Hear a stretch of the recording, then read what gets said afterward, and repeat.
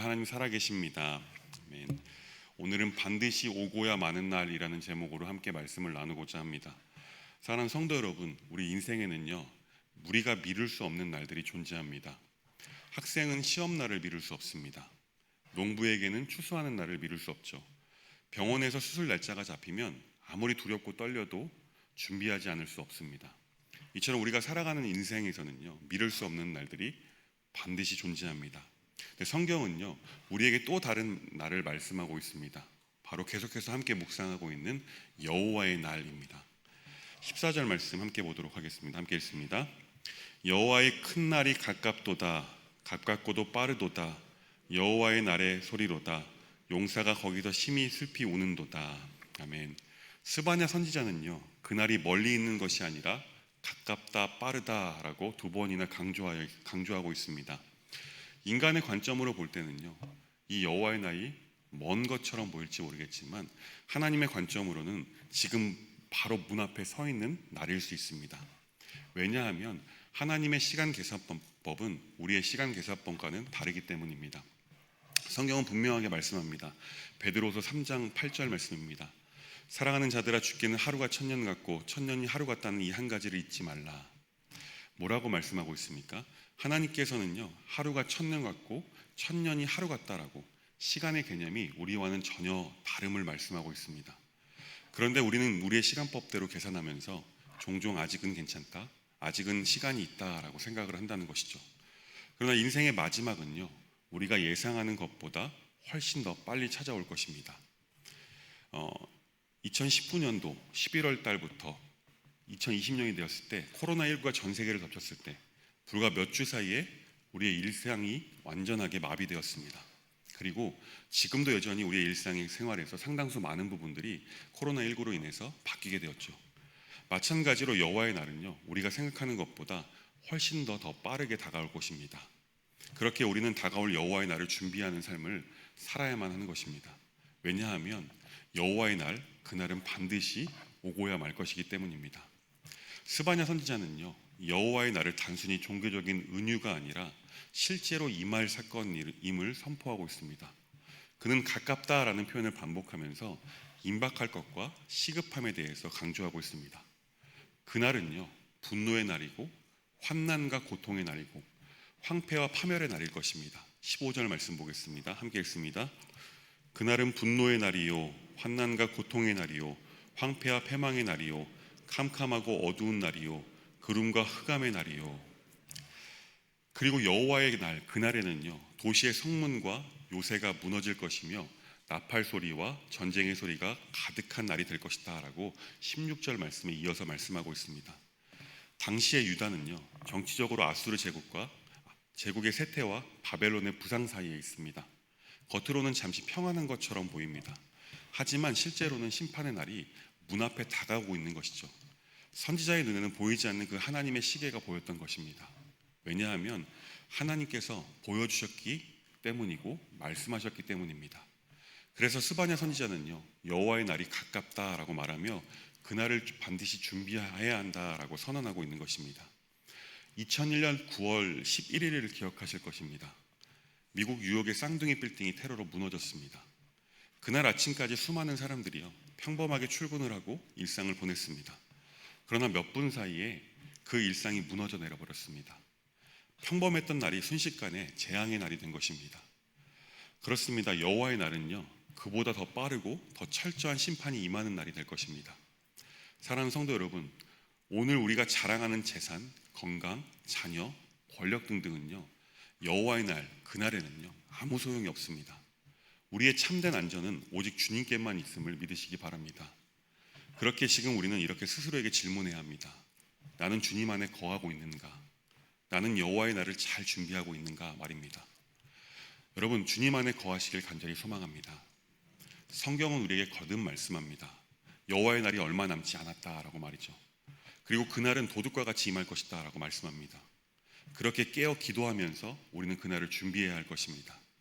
오늘도 그날을 준비하는 복된 날이 되길 간절히 소망합니다. 우리가 여호와의 날을 잘 준비해야 하는 이유가 있습니다. 17절 말씀 보겠습니다. 함께 읽습니다. 내가 사람들에게 고난을 내려 맹인같이 행하게 하리니 이는 그들이 나 여호와께 범죄하였음이라. 또 그들이 피는 쏟아져서 티끌같이 되며 그들의 살은 분토같이 될지라. 우리가 왜 잘 준비해야 할까요? 여호와의 날은요, 피할 수 없는 심판의 날이기 때문입니다. 사람들은요, 눈이 멀어 방향을 잃은 맹인처럼 방황하게 될 것이다라고 분명하게 말씀합니다. 이어서 18절 말씀도 함께 보겠습니다. 함께 읽습니다. 그들의 은과 금이 여호와의 분노의 날에 능히 그들을 건지지 못할 것이며 이 온 땅이 여호와의 질투의 불에 삼켜지리니 이는 여호와가 이 땅 모든 주민을 멸절하되 놀랍게 멸절할 것임이라. 뭐라고 말씀하고 있습니까? 여호와의 날에는요, 은과 금, 곧 재물이 아무런 도움이 되지 못한다고 말씀합니다. 당시 이스라엘 백성들은요, 재물과 권세를 의지했었습니다. 하지만 바벨론이 침공했을 때 그들의 성전, 금그릇, 성벽, 재물, 그 모든 것이 다 무너지고 빼앗겼습니다. 세상의 모든 안전장치가 하나님의 심판 앞에서는 아무런 소용이 없었던 것입니다. 그렇게 우리는 다른 어떤 것을 의지하는 것이 아니라 오직 하나님만 붙들고 하나님만 의지하면서 그날을 준비해야 할 것입니다. 14세기 중세 유럽에는 큰 병이, 전염병이 창궐했었습니다. 바로 흑사병이죠. 그때는 그 어느 누구도 그 흑사병에 예외가 없었습니다. 재산이 많은 사람도 쓰러져 죽었습니다. 권력을 가진 사람도 죽음을 피할 수 없었습니다. 오늘도 마찬가지입니다. 건강검진에서 아무리 좋은 결과를 우리가 받아도요, 하나님의 날에는요, 그것이 우리를 구원할 수 없습니다. 사랑하는 여러분, 그렇게 우리가 붙잡아야 할 것은요, 세상의 것이 아닙니다. 우리의 재물도, 지식도, 경험도 우리를 구원하지 못할 것입니다. 오직 예수 그리스도, 십자가에서 피 흘리신 그분만이 우리를 구원하여 주실 것입니다. 그렇게 우리는 우리의 시선을 세상에 두는 것이 아니라 주님께로 돌려야 될 줄 믿습니다. 2장 1절 말씀 함께 보겠습니다. 함께 보겠습니다. 수치를 모르는 백성아 모일지어다, 모일지어다. 스바냐 선지자는 지금 외치고 있습니다. 부끄러움을 모르는 백성들은 모일지다, 모여라 라고 말입니다. 이 외침이 의미하는 바는요, 하나님의 심판이 오기 전에 아직 은혜의 시간이 있을 때 돌아오라는 것입니다. 모이라라는 말은요, 단순히 어느 한 장소로 모이라는 것이 아닙니다. 회개하고 돌이켜서 다시 하나님 앞으로 돌아오라는 것입니다. 하나님 앞에 서야 한다라는 것이죠. 왜 스바냐 선지자는 그렇게 외쳤을까요? 당시에 이스라엘은요, 종교적으로 타락했습니다. 그리고 우상 숭배에 빠져 있었습니다. 어제도 말씀드렸지만 요시야 왕의 개혁으로 겉으로는 종교 개혁이 일어나 모두가 다 하나님께로 돌아오는 것처럼 보였습니다. 하지만 그들의 마음은 달랐습니다. 하나님께 나아간다고 말은 하고 있지만 여전히 그들은 바알과 밀곰을 하나님과 더불어 섬겼습니다. 그래서 하나님께서는요, 여전히 그들에게 회개할 기회를 주시고 있다는 것이죠. 하나님의 심판은요, 무자비한 분노가 아닙니다. 언제나 은혜의 초청 뒤에 온다는 사실을 기억할 수 있길 바랍니다. 노아의 시대에도요, 홍수가 오기 전에 방주를 준비할 시간을 하나님께서는 허락하셨습니다. 또한 소돔과 고모라가 멸망하기 전에 아브라함의 중보기도의 시간을 기다리는 시간이 허락되었습니다. 오늘도 하나님께서는요, 심판보다 먼저 은혜를 선포하십니다. 회개하고 돌아와야 한다라고 말입니다. 하지만 우리 기억해야 될 것이 있습니다. 그 은혜의 시간은요, 무한정 계속되지는 않는다라는 것입니다. 하나님께서 분명 우리에게 돌아오도록 충분한 시간을 주시고 계시지만 그 시간이 무한대로 주어지지는 않는다라는 것입니다. 그렇게 우리는 최대한 빨리, 어서 빨리 하나님의 부르심 앞으로 돌아가야 할 것입니다. 하지만 문제는요, 우리가 수치를 모르는 백성이 된다는 것입니다. 죄를 죄로 보지 못하고 회개하지 않습니다. 작은 거짓말, 마음, 미움, 불평을 대수롭게 여기지 않습니다. 계속해서 수치를 모른 채 길을 막고 있다면 우리는 어쩌면 그 심판의 날을 피할 수 없을지도 모르겠습니다. 그렇기에 아직 은혜의 시간이 우리에게 주어졌을 때 우리는 서둘러 하나님께로 돌아와야 될 줄 믿습니다. 2장 3절 말씀을 보면요, 스바냐는 이렇게 권면합니다. 3절 말씀 함께 보도록 하겠습니다. 함께 읽습니다.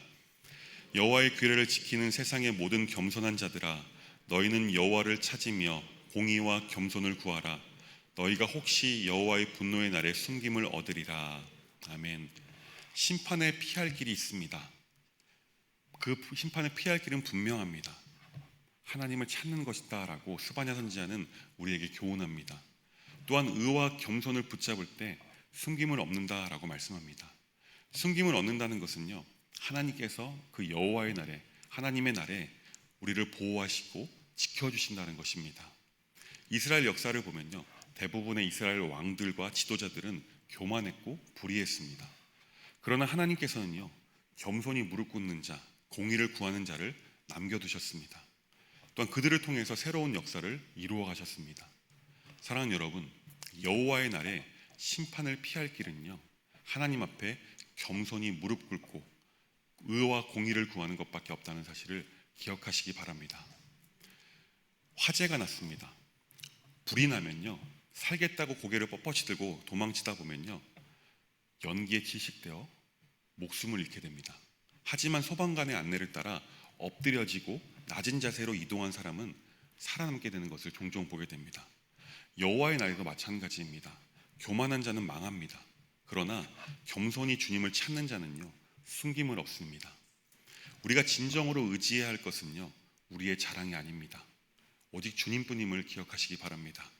그렇게 오늘 우리에게 필요한 것은 겸손히 주님 한 분만을 찾는 것입니다. 말씀 맺겠습니다. 사랑하는 성도 여러분, 오늘의 본문 말씀은요, 우리에게 두 가지 길을 제시하고 있습니다. 첫 번째 길은요, 세상의 것을 의지하다가 멸망당하는 길입니다. 두 번째 길은요, 하나님을 찾고 겸손히 의를 구하며 구하는 길입니다. 그렇다면 우리는 어느 길로 가야 하겠습니까? 무엇을 붙잡아야 하겠습니까? 오직 예수 그리스도의 십자가인 줄 믿습니다. 그 십자가 아래 겸손히 무릎 꿇는 자는 결코 버림받지 않게 될 것입니다. 그리고 심판의 날에, 여호와의 날에 하나님께서 숨겨주시고 지켜주실 것입니다.